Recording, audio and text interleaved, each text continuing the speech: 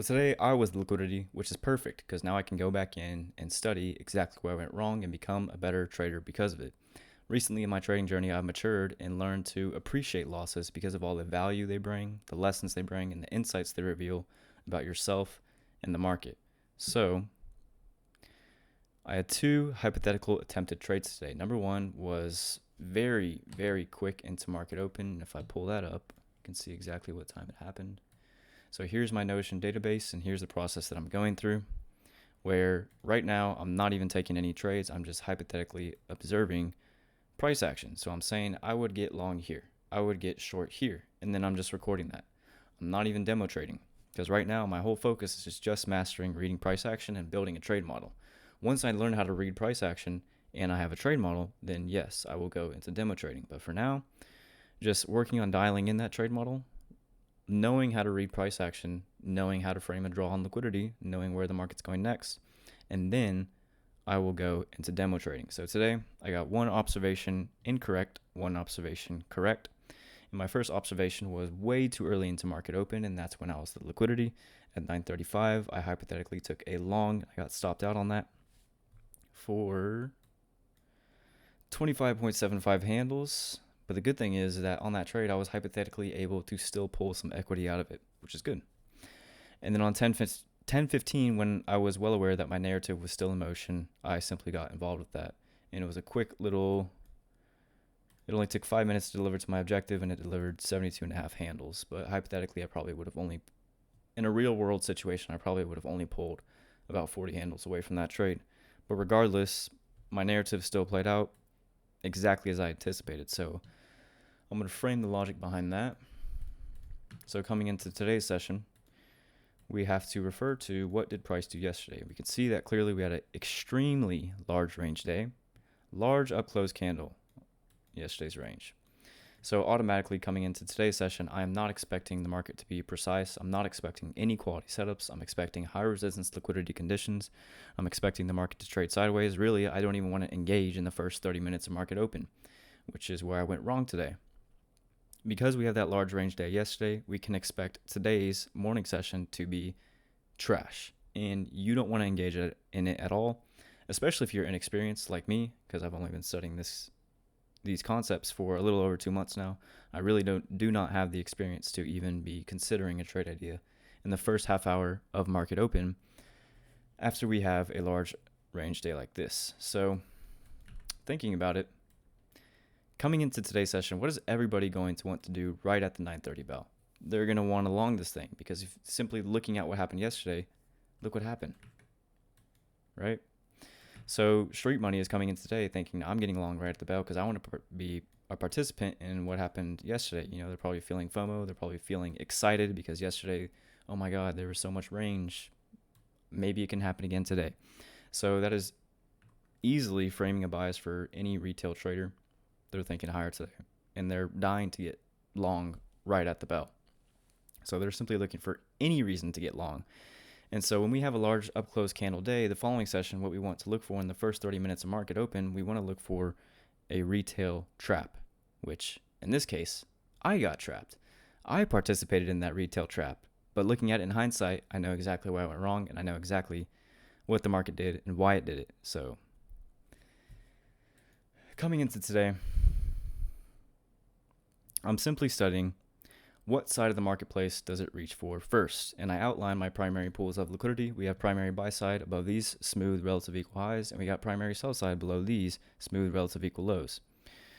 And so we have an 830 red folder, PPI, and I simply want to study where do they put the market at 830? What do they reach for first? Because that is going to allow me to frame a narrative for the session and the entire daily range. And you can clearly see that they reach for the sell side liquidity first. So I see that they're aiming for the sell stops, and I'm thinking price could trade down into this pool of sell side liquidity. So this was a huge point of interest for me because if you think about yesterday's large range day and think where are traders going to trail their sell stops? So if you're long from yesterday's session, where are you going to boost your stop loss up to protect your profits? And that's going to be underneath all of these smooth, clean, relative equal lows in here. This can be seen as support through the eyes of retail, and that's where I am anticipating sell stops to be trailed. So I mark out this pool of liquidity, and this is from yesterday's session. Or no, this is in the Asia session, isn't it? Yep. So these are Asia lows right here. I think that majority of the sell stops are trailed up here. I also have these relative equal lows in today's session. We run those. And now studying the workaround consequent encroachment of this 15-minute wick, I can be certain that they're going to take out these lows. So this was also an area of interest for me because we have a 15-minute buy-side imbalance, sell-side inefficiency here as well. And this really wasn't of any use in today's analysis, so I'm going to just get rid of that. But anyways, I was certain that we were going to take this low because look how we are building bodies around consequent encroachment of this candle's wick. So here's that wick on the 8:30 news driver. This is how we close. We leave this huge wick. Now, if you mark out consequent encroachment of that, look how these bodies are just stacking up against it, right? And this is before 9:30. Here's the 9:30 candle. So we have a body here. It closes over consequent encroachment, and look what the following two consecutive candles do. They build a body around consequent encroachment. So that tells me I can be certain that they're going to take out this low, and if they take out this low, what's going to stop it from reaching down into this low? And it does exactly that. So this is something that ICT mentioned in yesterday's live stream. He said that this is one of the only certainties that we have in trading. When you see the bodies begin to build around consequent encroachment of a wick, we can be certain that this low is going to be taken out. So this was where I was anticipating a reversal today, because this is where I suspect that retail will trail their sell stops, and it's also inside of a 15-minute imbalance. And I forgot to mention this. We have a new day opening gap. So this is a very, very strong draw on liquidity. We have a new day opening gap paired with relative equal lows. And that is what I've noticed through forward testing has been an extremely strong draw on liquidity, and price reaches right for it. Dives right through it at the 9:30 open. So dropping down into the lower time frame. Now that you have an idea of what I was looking for. So I was looking for a run on these sell stops here. I wanted to see this higher time frame imbalance respected, and then I wanted to look for a signature in price that would take the market to the other side of the range and aim for this buy side liquidity up here. So I'm going to pull up my trade model real quick, because this is the exact signature that I look for in price. So here's my bread and butter entry model. So this is what I look for a long. I simply want to see price drop down into a higher time frame discount rate and or liquidity, which we have both in this case. We have a 15-minute imbalance, and we have that pool of trailed sell stops. So it checks both the boxes here. We also ran those relative equal lows that were left before the 8:30 news driver. And essentially what I'm looking for is just a breaker formation where I see a low form. We have a low, a high, a lower low, and a higher high. We have a change in the state delivery, a market structure shift. I have my bullish breaker. I have a buy side imbalance, sell side inefficiency, and I have an inversion fair value gap. So those are all the things that I look for. And if I see it during an element of time, such as a macro, and I also see an SMT divergence, that is a very high quality trade. And then I would simply aim for the primary buy side liquidity above. That would be my second take profit. My first take profit would be at that initial high right here. And then my third take profit would be a new day opening gap and or a new week opening gap beyond those relative equal highs. So that actually ended up playing out today. But given that yesterday's range was a large up close candle, the conditions were just not right to expect just a one side directional movement. We got a lot of this action, right? So right at the bell, literally right at 9:30, we drop down, run those sell stops. We respect the 15-minute imbalance. We trade higher. And look what we see. We have a breaker formation, right? We have a low, a high, a lower low, and a higher high. So I see my breaker. I see my change in the state of delivery. Although at this point, we weren't able to close over this series of up close candles. That is permissible because we still cross that open price, and ICT says that as long as you don't have to close above it, as soon as we cross it, that is a change in the state of delivery. But it's not really clean, it's not really clear, and it is literally not even 5 minutes into market open. So I was anticipating a drop down into the first presented fair value gap to then trade higher and reach out for this. So I was the liquidity today. I got trapped, but I learned a lot because of it.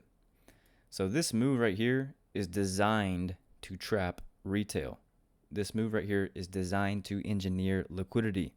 So because yesterday's candle was a large up close range, all of retail is literally dying to go go long right at the bell. So as soon as they see something like this, they all get excited and they're all going long on it. And that is exactly what happened to me. I literally got manipulated. I saw this, I got excited, and I got long on it because, it was giving me everything that I needed to see, but you have to think about what happened yesterday. Yesterday was a large up close candle, so we are going to see them lay these little breadcrumbs, these little pieces of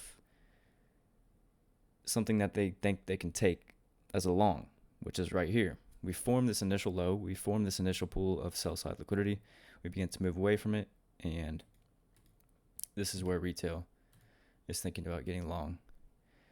And so in the live stream today, ICT said that it was funny because he said all the indicators here will flash oversold. You'll see the moving averages cross, whatever, all that. So I wanted to test that out.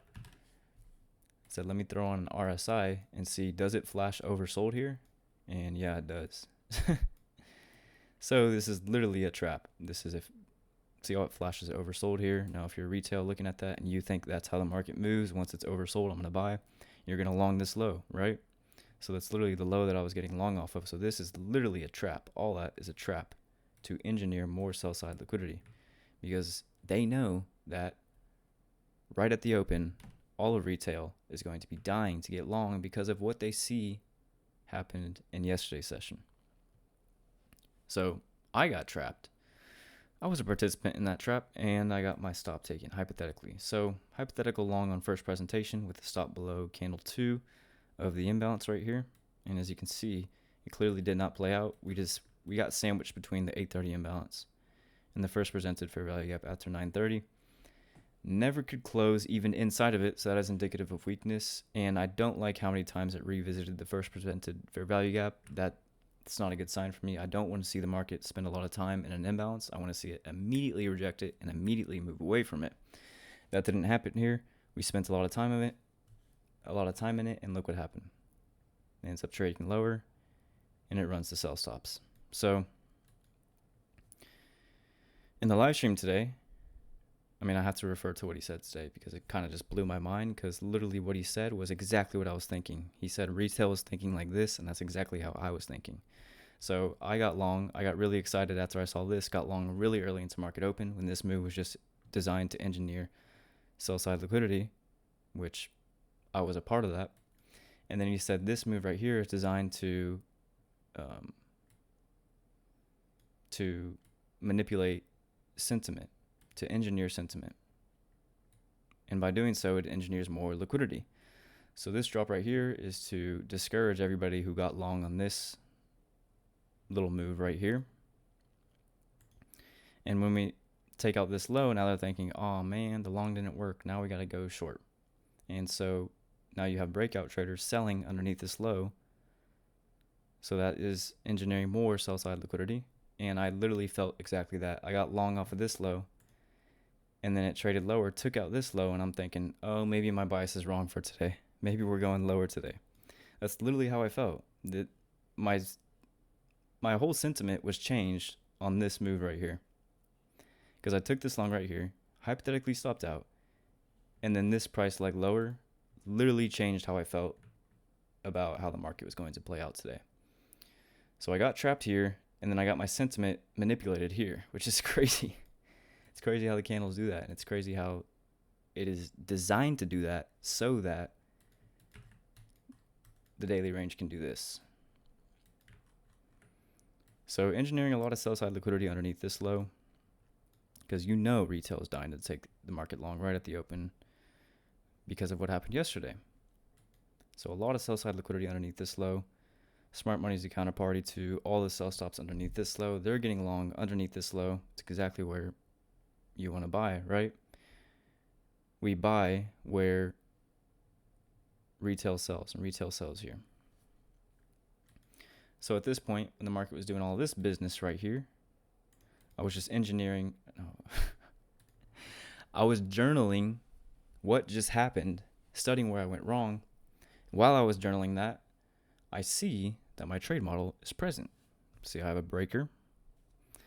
I have my first inverse fair value gap and the price leg that does the stop run. So from here to here, this little breaker formation right here, where's the first inversion fair value gap? It's right here. Not only is this the first inversion fair value gap in this price leg that does the stop run, but it's also the first presented inversion fair value. Wait, no, this would be it because it's first presentation. So I got that wrong too. But anyways, it's the first inversion fair value gap in the price leg that does the stop run. That is where I want to get my entry. I have a breaker formation. Any up close candle that sees a break to the upside is a breaker. If you go down to a lower time frame, a 15-second chart, you're going to see that this is in fact a breaker. So there is my bullish breaker. Here's my inversion fair value gap, my buy side imbalance, my change in the state of delivery. And this is all occurring inside of that 15-minute buy side imbalance, sell side inefficiency. So this is everything that I need to see to get long. Not only that, but it's occurring during a macro. So it's everything that I need to see. Checks all the boxes once we do all the damage down here. So I wasn't aware of that because I was journaling what just happened to me. And if we go back to the 15-minute chart, we can see that we never even closed inside of this imbalance. So what is that indicative of? Market is strong and it's going to want to reach for the buy stops. So I didn't participate in that because I was journaling, didn't see it in real time, but I was able to get involved with the move when I see this. So this is when the narrative begins to become very clear to me, and I know that my narrative is still in motion because of what happens here. So we can see that we have this range, right? Very sloppy, choppy price action. But as soon as we leave that range, look what we leave. We leave a what? A breakaway gap. So I am not even anticipating this gap to be traded back down to because it's the imbalance that we see leaving the range. So it should act as a breakaway gap, indicating strength. So when I see these large consecutive up close candles, I see a breakaway gap. And I see a slice right through the 830 imbalance that we were finally able to get over. Now I want to see price trade back down into that imbalance, treat it as an inversion fair value gap, and I want to see the algorithm refer to Wednesday's daily high. We can wick off of that and then accelerate into the buy side liquidity above. So I know you're probably not going to believe me because I can't show the executions on the chart, but this is exactly what I was looking for, and it did literally exactly that, which is awesome. It literally wicked off of Wednesday's daily high. So I see the imbalance leaving this range. I'm thinking, I don't want to see this imbalance traded back down to. I want to see it act as a breakaway gap because that would indicate strength. And as soon as we slice through this inversion fair value gap, what does that become? Support. And look how we trade back down to it. And look how we wick off of Wednesday's daily high. So I wanted to see literally exactly that, and it did exactly that. And I wanted to see price accelerate into the pool of buy stops above, and it did. So I didn't see all this action in real time. But using the logic of this, literally just seeing this breakaway gap leaving the range, I'm thinking, okay, price is strong, and now it's clearly accelerating into my objective. And so I was able to get a hypothetical long here targeting this buy stops for 49 handles. And we can see that we traded a little bit above it, so we can actually take our fib and we can project an extra quarter of the range, which would be negative 0.25. And that can be a reasonable target beyond this pool of buy-side liquidity. How far can it reach into this pool of buy-side liquidity? Well, we can do 1/4 of the range that we're trading back into. And you can see that, boom. The high on this candle is 19.36625, and the high here is 19.36575. So very, very close. That is a reasonable target if I don't want to take profit here. So if I measure from here to here, that actually becomes 72 handles. But I wasn't aware of that until after the fact, because I went back and looked, is there a way that I could narrow down my target or make my target more precise instead of just aiming for this pool of buy-side liquidity? And that would simply be 1/4 of the range. That's an easy target. That's an easy objective to reach beyond this high right here. And it delivers almost to the tick. Beautiful. So that's why I went wrong today. I learned clearly that after a large range day, you got to be careful in that first 30 minutes market open, because they're going to lay down a lot of traps, and they're going to do a lot of shit to manipulate sentiment, to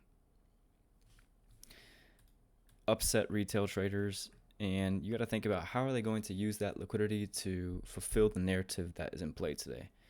And here, literally what they did is they know that retail is going to get super excited at the bell. They're going to long this thing. And so they build a low, build a little low, move away from it. Retail's thinking long. I was thinking long. I was thinking like retail. Literally on the first low that forms after 9:30. That's what I was thinking. It's way too early. I haven't even seen a 5-minute close. Get long on that. Okay, cool. Now there's a shit ton of sell side liquidity resting below this low. So they're going to want to attack that, of course. And this whole price leg lower is designed to manipulate sentiment and have retail thinking, oh man, the long didn't work. Now it's going lower. Now I have to sell short. So what are they going to do? They're going to sell on a breakout below this low. So it engineers sell side liquidity in two ways: on breakout traders right here, and simply sell stops resting below this low from long positions. And then look how the conditions were in that first half hour market open. Pretty shitty, right? Here's 10 a.m. Pretty choppy, pretty up down, pretty barcode, picket fence, whatever you want to call it. So you got to be careful in that first 30 minutes of market open. Got to be careful. That's our large range day. But price did deliver exactly where I anticipated it to go, which is a good feeling. It's good seeing that play out. And that's basically what I learned today. So see ya.